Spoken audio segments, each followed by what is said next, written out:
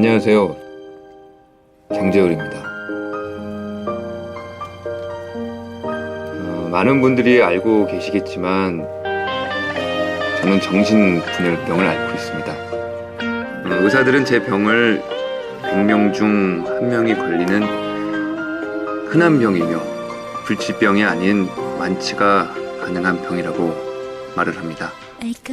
저는 그 말을 믿고 최선을 다해보려 합니다. 사랑하는 사람을 위해 제가 할 수 있는 일은 어떤 순간에도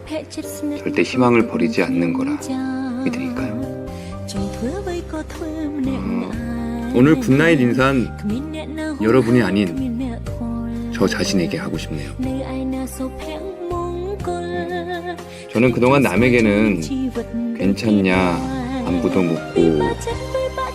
달달한 굿나잇 인사를 수도 없이 했지만 정작 저 자신에게는 단 한 번도 한 적이 없거든요.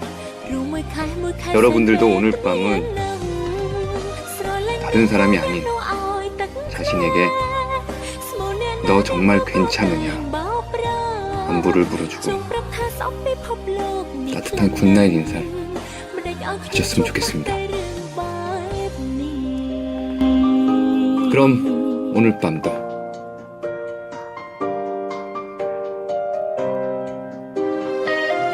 굿나잇 장재현.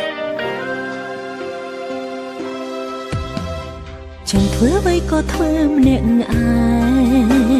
គ្មានអ្នកណាហួងហែងគ្មានអ្នកខលនៅឯណាសុភមង្គល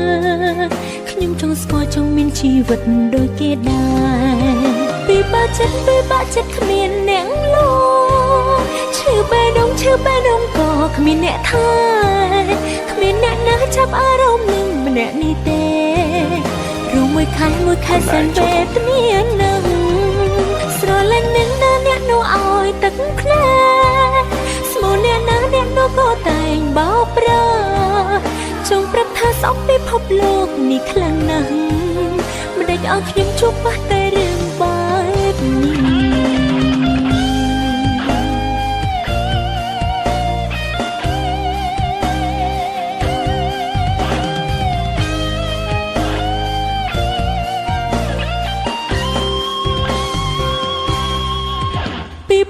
ពិបាកចិត្តគ្មានអ្នកលឈឺបេះដូងក៏គ្មានអ្នកថែគ្មានអ្នកណាចាប់អារម្មណ៍នឹងម្នាក់នេះទេរួមមួយខែសែនវេទនាណាស្រលាញ់អ្នកណាអ្នកនោះឲ្យទឹកភ្នែកស្មោះអ្នកណាអ្នកនោះក៏តែងបោកប្រាចង់ប្រាប់ថាស្អប់ពិភពលោកនេះខ្លាំងណាស់មិនដេចឲ្យខ្ញុំជួបបាស់តែរឿងបែបនេះតើថ្ងៃណាខ្ញុំបានជួបអ្នកយល់ចិត្ត